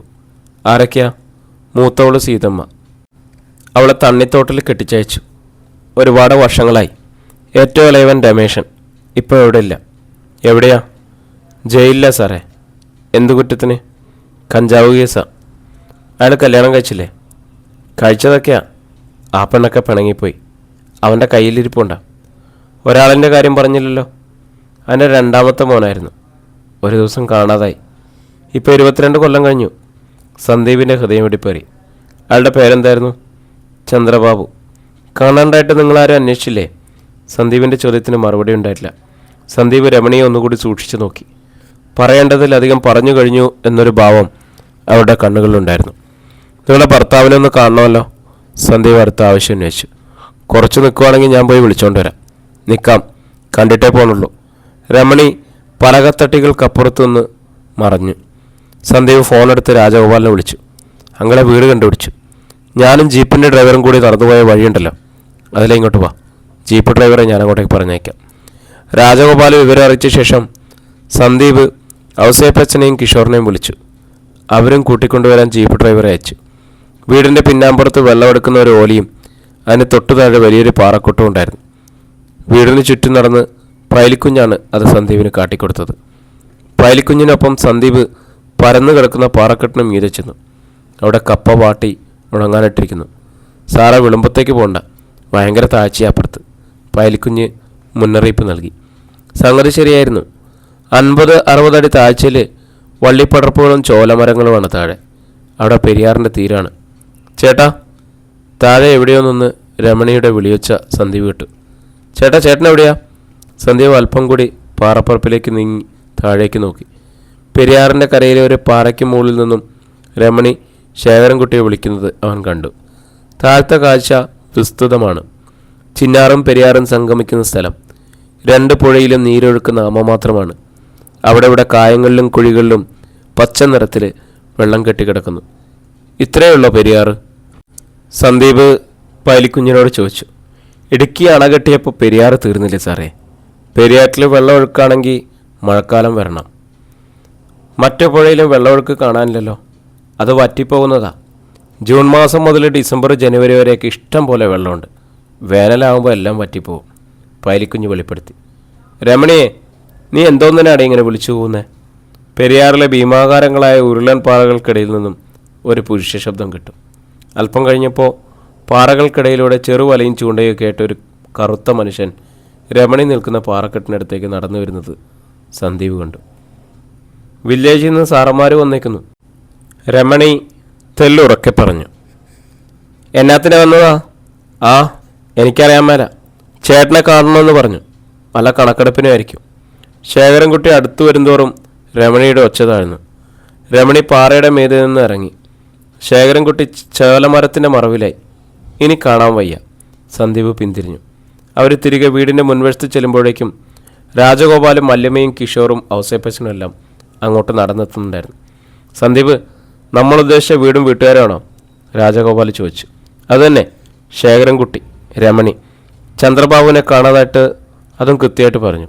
സന്ദീപ് പ്രതികരിച്ചു. അവരെവിടെ? ഇപ്പോൾ വരും. ശേഖരൻകുട്ടി ചേട്ടനെ വിളിക്കാൻ പോയേക്കുവാ. അവർ സംസാരിച്ചുകൊണ്ട് മുറ്റത്ത് നിൽക്കുമ്പോൾ തന്നെ രമണി എന്ന സ്ത്രീയെയും ശേഖരൻകുട്ടി എന്ന മെലിഞ്ഞ വൃദ്ധനും കൂടി വീടിൻ്റെ പുന്നാമ്പുറത്തു നിന്നും മുൻവശത്തേക്ക് വന്നു. വൃദ്ധൻ്റെ ഒരു കയ്യിൽ ചൂണ്ടക്കോലും മീൻകോർമ്പലും ഉണ്ടായിരുന്നു. മറ്റേ കയ്യിൽ വട്ടത്തിലുള്ള വീശുവല. അതിൻ്റെ ഒരറ്റത്ത് തെങ്ങലുകൾ ഞാത്തിയതുപോലെ ഡസൻ കണക്കിന് കറുത്തീയ കട്ടകൾ. മീൻകോർമ്പല് വലിയ വലിപ്പത്തിലുള്ള ചെറു മീനുകൾ. ശേഖരമ്മാവാ, ഔസേപ്പച്ചൻ വിളിച്ചു. ശേഖരൻകുട്ടി സംശയഭാവത്തിൽ ഓരോരുത്തരെയും മാറി മാറി നോക്കി. അല്ലിമ്മയുടെ മുഖത്ത് ആ ക്ഷീണിച്ച നോട്ടം നിമിഷങ്ങളോളം തങ്ങി നിന്നു. അല്ലിമ്മ ഒരല്പം പകച്ചു നിന്നു. അവളെ പെട്ടെന്ന് സന്ദീപിനെ നോക്കി. ഇതാണ് നമ്മൾ അന്വേഷിച്ചു നടന്ന കണിയാമ്പറമ്പിൽ ശേഖരൻകുട്ടി, ചന്ദ്രബാബുവിൻ്റെ അച്ഛൻ. സന്ദീപ് അവൾക്ക് പരിചയപ്പെടുത്തി. ഇക്കുറി ശേഖരൻകുട്ടിയാണ് അന്താളിപ്പിലായത്. ചന്ദ്രബാബുവിനെക്കുറിച്ചുള്ള പരാമർശം ഈർച്ചവാള് പോലെ അയാളുടെ സ്മരണകളെ കീറിപ്പിളർന്നു. അല്ലിമ വീണ്ടും നോക്കി. ചന്ദ്രബാബുവിൻ്റെ അച്ഛൻ, തൻ്റെ മുത്തച്ഛൻ. ഇത് ചന്ദ്രബാബുവിൻ്റെ അമ്മ രമണി. ശേഖരൻകുട്ടിയുടെ അരികിൽ നിന്ന സ്ത്രീയെയും സന്ദീപ് പരിചയപ്പെടുത്തി. രണ്ടുപേരുടെയും നോട്ടം തന്നിലാണെന്ന് അല്ലിമ കണ്ടു. അവരുടെ കണ്ണിൽ വേർതിരിച്ചെടുക്കാനാവാത്ത എന്തൊക്കെയോ സംശയങ്ങൾ. ചന്ദ്രബാബുവിൻ്റെ അമ്മ തൻ്റെ മുത്തശ്ശിയാണല്ലോ എന്ന് അല്ലിമ ഓർത്തു. പക്ഷെ തീർത്തും അപരിചിതരായ രണ്ട് മനുഷ്യർ. അല്ലിമയ്ക്ക് പ്രത്യേകിച്ച് ഒരു വികാരം തോന്നില്ല. ഇങ്ങനെയൊന്നുമല്ല ഈ കൂടിക്കാഴ്ച അവൾ സങ്കല്പിച്ചിരുന്നത്. അവളുടെ മനസ്സിലെ മുത്തശ്ശനും മുത്തശ്ശിയും കുറേ കൂടി സൗന്ദര്യമുള്ളവരും മൃദുല മനസ്കരും കാരുണ്യം തുളുമ്പുന്നവരും സ്നേഹാർദ്ദരുമായിരുന്നു. അവർ മോളെ എന്ന് വിളിച്ചാൽ അവൾ വിതുമ്പിപ്പോകുമായിരുന്നു. ഇതെങ്ങനെയൊന്നുമല്ല. പാറയിടക്കിലെ കരിമരം പോലെ രണ്ട് മനുഷ്യർ. പതിറ്റാണ്ടുകളുടെ കാറ്റും മഴയും മഞ്ഞും വെയിലുമേറ്റ് കരിപാളിച്ച മുഖം. ദുരിതാനുഭവങ്ങളുടെ ഉലയിൽ ഊതിക്കാച്ചിയെടുത്ത് തല്ലി പദം വരുത്തിയ കാരിരുമ്പ് പോലുള്ള ശരീരം. പുഴയിൽ നിന്നും കയറ്റം കയറി വരുന്നവർക്ക് വാർദ്ധക്യത്തിലും കിതപ്പൊന്നുമില്ല. നിങ്ങളൊക്കെ ആരാ? ശേഖരൻകുട്ടിയുടെ പരുക്കൻ ചോദ്യത്തിന് മുമ്പിൽ സന്ദീപ് അല്പം പതറി. വില്ലേജിൽ നിന്നും വന്നതല്ല എന്ന് ശേഖരൻകുട്ടി തിരിച്ചറിഞ്ഞുവെന്ന് സന്ദീപിന് മനസ്സിലായി. ചന്ദ്രബാബുവിനെ നിങ്ങൾക്ക് എങ്ങനെ അറിയാം? ശേഖരൻകുട്ടി സന്ദീപിനെ ചുഴിഞ്ഞു നോക്കി. ശേഖരമ്മാവൻ്റെ വൈഫ് പറഞ്ഞു. 3 മക്കളുണ്ടെന്ന്. ഒരാളുടെ പേര് ചന്ദ്രബാബു എന്നാണെന്ന് സന്ദീപ് വിശദീകരിച്ചു. വൃദ്ധൻ നിഷേധാർത്ഥത്തിൽ തലയാട്ടി. എന്നിട്ട് രമണിയുടെ കയ്യിലേക്ക് ചൂണ്ടക്കോലും വലയും മീൻകോർമ്പലും കൊടുത്തു. ഇതങ്ങോട്ട് കൊണ്ടുപോയിക്ക്. രമണി അതെല്ലാം വാങ്ങി പലകത്തട്ടികൾക്കപ്പുറത്ത് കാണാമറയത്തേക്ക് പോയി. നമ്മൾ തമ്മി തേക്കുതോട്ടം വെച്ച് കണ്ടിട്ടുണ്ട് ചേട്ടാ. എനിക്ക് ആളാരാണെന്ന് അറിയാൻ മേലെന്നേ ഉള്ളൂ, പാലിക്കുഞ്ഞ് പറഞ്ഞു. ഇപ്പം അറിയാവോ ഞാൻ ആരാണെന്ന്? ഇപ്പോഴും അറിയാൻ മേല. പക്ഷെങ്കിൽ ഒരു മുഖപരിചയം ഉണ്ടെന്ന് പറയുമായിരുന്നു. എന്നതാ നിങ്ങളുടെ ഉദ്ദേശം? ഉള്ള കാര്യം നേരെ ചൊവ്വേ തുറന്നു പറ. ശേഖരൻകുട്ടിയുടെ സ്വരം അല്പം കൂടി കടുത്തു. ശേഖരമ്മാവനോട് ആദ്യം പറയാനുള്ള കാര്യങ്ങൾ, ഞങ്ങൾ നിങ്ങളുടെ ശത്രുക്കളല്ല, നിങ്ങളെ പല കാര്യത്തിലും സഹായിക്കാൻ കഴിയുന്നവരാ. സന്ദീപ് പറഞ്ഞു. എനിക്ക് നിങ്ങളുടെ ആരെയും സഹായം വേണ്ടെങ്കിലോ? ശേഖരൻകുട്ടി ചെറുത്തു നിന്നു. അങ്ങനെ പറയരുത് ശേഖരമ്മാവ. ഞങ്ങൾ വളരെ ബുദ്ധിമുട്ടിയായി ഈ വീട് അന്വേഷിച്ച് കണ്ടുപിടിച്ചത്. ഞങ്ങൾ മണിമല വാട്ടർ ടാങ്കിന് സമീപം നിങ്ങൾ താമസിച്ചിരുന്ന കണിയാമ്പറമ്പ് ജംഗ്ഷനിലെ വീട്ടിൽ പോയിരുന്നു. പിന്നെ പുല്ലൂപ്പാറയ്ക്കടുത്ത് മുറിഞ്ഞ പുഴ എന്ന സ്ഥലത്ത് നിങ്ങൾ താമസിച്ചിരുന്ന വീട്ടിൽ പോയി. അവിടെ നിന്നാണ് തിരക്കി പിടിച്ച് ഇവിടെ വന്നത്. ശേഖരൻകുട്ടിയുടെ നോട്ടം സന്ദീപിൻ്റെ കണ്ണുകളിൽ തറഞ്ഞു നിന്നു. അയാളൊന്നും ചോദിക്കുന്നില്ലെങ്കിലും കണ്ണിൽ ചോദ്യങ്ങൾ വന്നു പോയിക്കൊണ്ടേയിരുന്നു. ഞങ്ങൾക്ക് ചന്ദ്രബാബുവിനെക്കുറിച്ച് അറിയണം. ചന്ദ്രബാബുവിൻ്റെ ഭാര്യയായിരുന്ന മാളവികയെ പറ്റി അറിയണം. ശേഖരൻകുട്ടിയുടെ നോട്ടം കർക്കശമായി.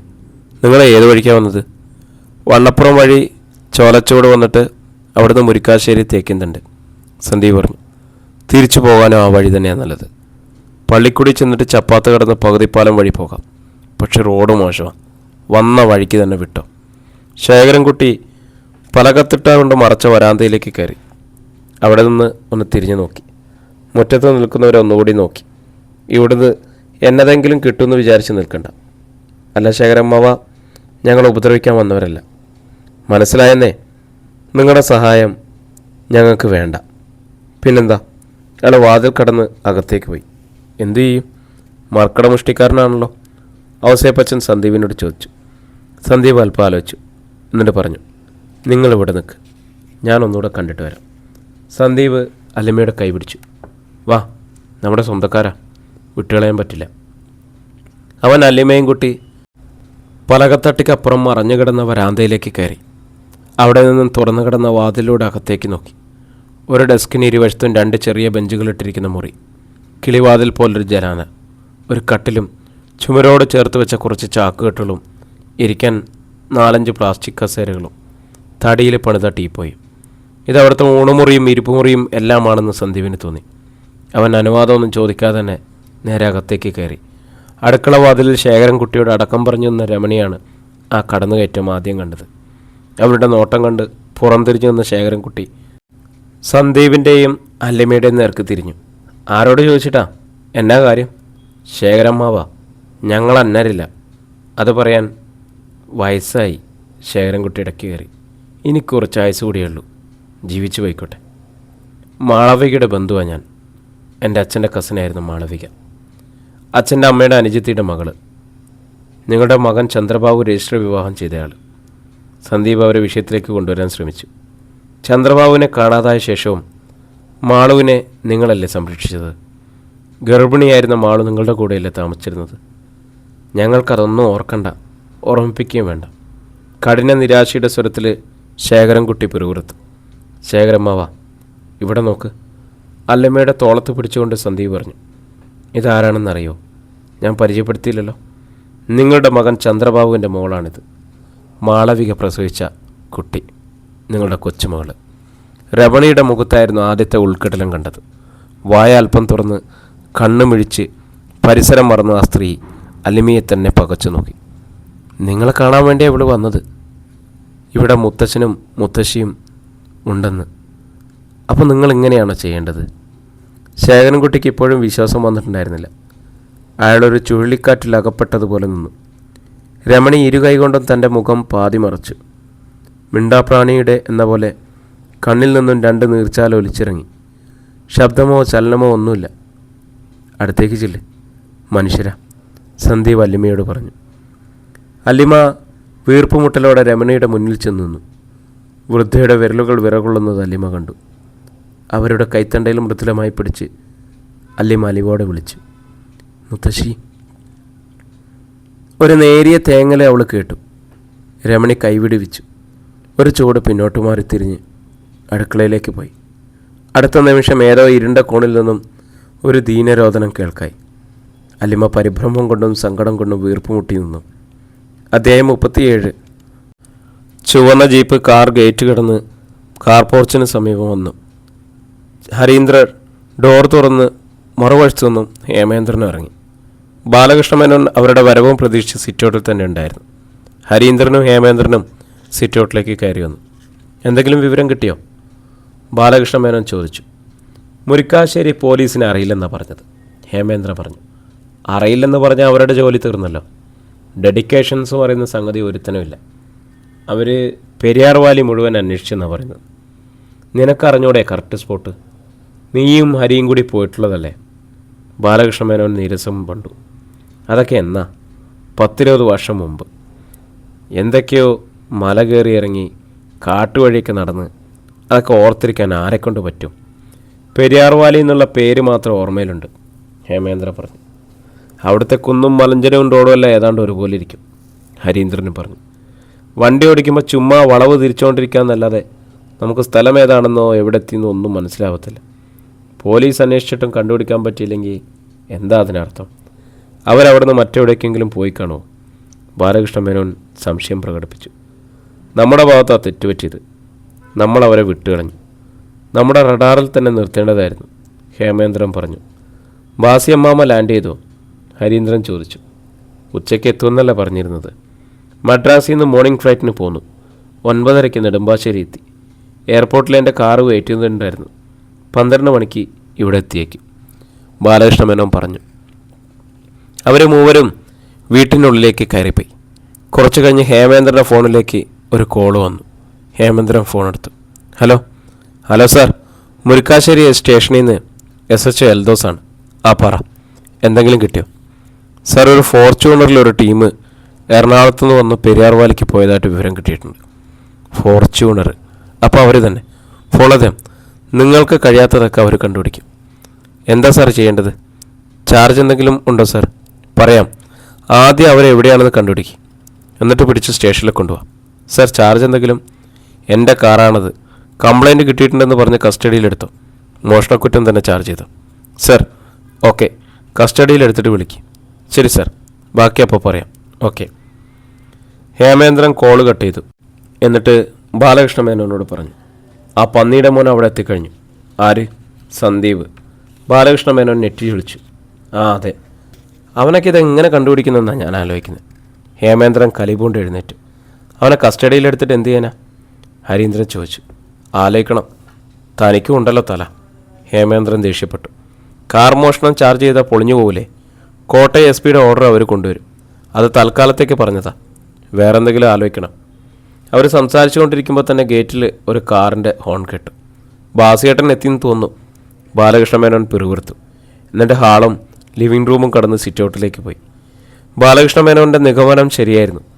ഭാസ്കര മേനോൻ്റെ മകൻ മധുചന്ദ്രനും തങ്കവും ബെൻസ് കാറിൽ നിന്ന് ഇറങ്ങുന്നു. ഡ്രൈവർ ഭവ്യതയുടെ ഡോറ് തുറന്നു പിടിച്ചു നിൽക്കുന്നുണ്ട്. വാക്കിംഗ് സ്റ്റിക്ക് ഊന്നിക്കൊണ്ടാണ് ഭാസ്കർ മേനോൻ സിറ്റൗട്ടിലേക്ക് കയറി വന്നത്. ബാസിയേട്ടാ, യാത്ര സുഖമായിരുന്നല്ലോ. ബാലകൃഷ്ണ മേനോൻ ജ്യേഷ്ഠനോട് കുശലാന്വേഷണം നടത്തി. ഈ പ്രായത്തിലോ? 10 മിനിറ്റ് കൂടുതലുള്ള ഒരു യാത്രയും സുഖമല്ല, ഭാസ്കർ മേനോൻ പറഞ്ഞു. നിവൃത്തികേട് കൊണ്ട് മാത്രം വന്നത്. എന്തൊക്കെയാണ് ബാല ഇവിടെ നടക്കുന്നത്? എനിക്ക് ജയിലിൽ കിടന്ന് അന്ത്യശ്വാസം വിളിക്കേണ്ടി വരുമോ? ബാസിയേട്ടൻ എന്തിനാ പേടി? ബാസിയേട്ടൻ ഒരു കുറ്റവും ചെയ്തിട്ടില്ലല്ലോ. എന്നെ ഹെൽപ്പ് ചെയ്തു, അതല്ലേ ഉള്ളൂ. ആ കുഞ്ഞിൻ്റെ കാര്യത്തിൽ ഞാൻ പെട്ടുപോലെ ബാല. അത് മാത്രമല്ലല്ലോ, മാളുവിനെ ഹോസ്പിറ്റലിൽ കൊണ്ടുപോയതും മധുവും തങ്കവും ചേർന്നാണ്. തങ്കത്തിൻ്റെ പേരിലാണ് ഹോസ്പിറ്റൽ റെക്കോർഡ്സ്. ഡെലിവറി കഴിഞ്ഞ് മാളുവിനെ ഡിസ്ചാർജ് ചെയ്ത് കൊണ്ടുവന്നതും താമസിച്ചതും എൻ്റെ വീട്ടിൽ. എൻ്റെ സെർവൻറ്റിൻ്റെ കയ്യിലാണ് കുഞ്ഞിനെ ഡിസ്പോസ് ചെയ്യാൻ കൊടുത്തയച്ചത്. ഞാനിതിനൊന്നും ഉത്തരം പറയണ്ടേ? ബാസിയേട്ടാ, അതല്ല, ഞങ്ങൾക്ക് വിട്. മധു, തങ്കം, വാ, എല്ലാവരും നിങ്ങളെ വെയിറ്റ് ചെയ്യുക. ബാലകൃഷ്ണ മേനോൻ അവരെ കൂട്ടിക്കൊണ്ട് പഴയ തറവാട്ടിലും പുതിയ കെട്ടിടവും തമ്മിൽ സംയോജിക്കുന്നിടത്തെ നടുത്തളത്തിലേക്ക് കൊണ്ടുപോയി. അവിടെ സംസാരിച്ചു കൊണ്ടിരുന്ന ഹേമേന്ദ്രനും ഹരീന്ദ്രനും ഉപചാരപൂർവ്വം എഴുന്നേറ്റു. ബാസിയമ്മാവോ, നമസ്കാരം, ഹേമേന്ദ്രൻ പറഞ്ഞു. ഹരീന്ദ്രനും അതേറ്റിയില്ലേ. മധുട്ടാ, ആൻറ്റി ഇരിക്കി. ഹേമേന്ദ്രൻ അവർക്ക് ഇരിപ്പിടങ്ങൾ കാട്ടിക്കൊടുത്തു. കാറിൽ ലഗേജ് ഉണ്ട്, മധുേന്ദ്രൻ പറഞ്ഞു. ഡ്രൈവറെ കൊണ്ട് എടുപ്പിക്കാം, ഹേമേന്ദ്രൻ ഡ്രൈവറോട് പറയാൻ പോയി. 5:30 എവിടെ? തങ്കം തിരക്കി. കോളേജിലാണ്, 4 മണി കഴിയും, ബാലകൃഷ്ണ മേനോൻ പറഞ്ഞു. എല്ലാവരും അവരവർക്ക് പറ്റിയ ഇരിപ്പിടങ്ങളിലിരുന്നു. ബാല, നമുക്ക് ജയദേവനെ കാണണം. നമുക്ക് 2 ആൾക്കും കൂടി പോകാം. സുജാത ജീവിച്ചിരിപ്പുണ്ടെങ്കിൽ അവൾ ഒരൊറ്റ വാക്ക് പറഞ്ഞാൽ മതി, എല്ലാം അടങ്ങിയനെ, ഭാസ്കര മേനോൻ പറഞ്ഞു. സുജാത ഇല്ലല്ലോ.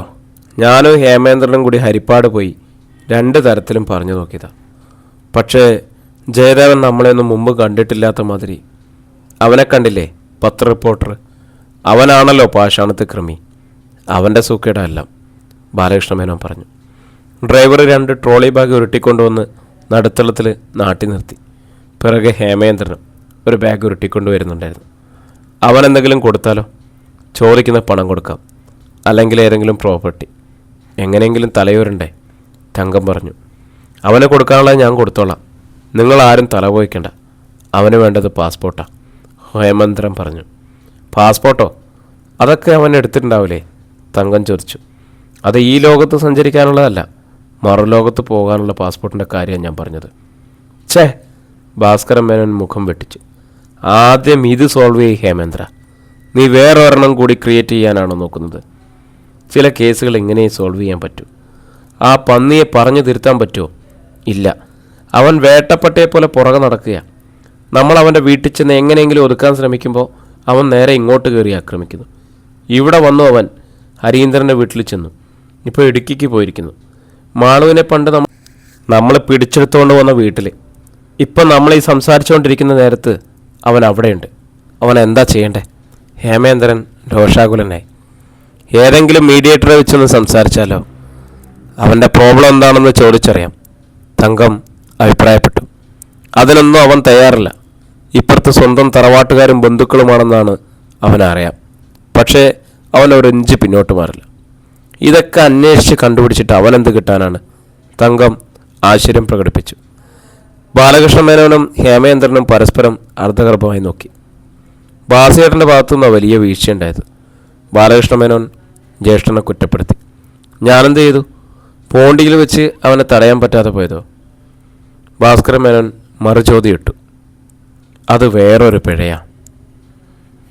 പ്രിയരെ, നമ്മുടെ കഥ ഇവിടെ തുടരുകയാണ് കേട്ടോ. ഇതിൻ്റെ അടുത്ത ഭാഗമായിട്ട് നമുക്ക് വീണ്ടും നാളെ കാണാം.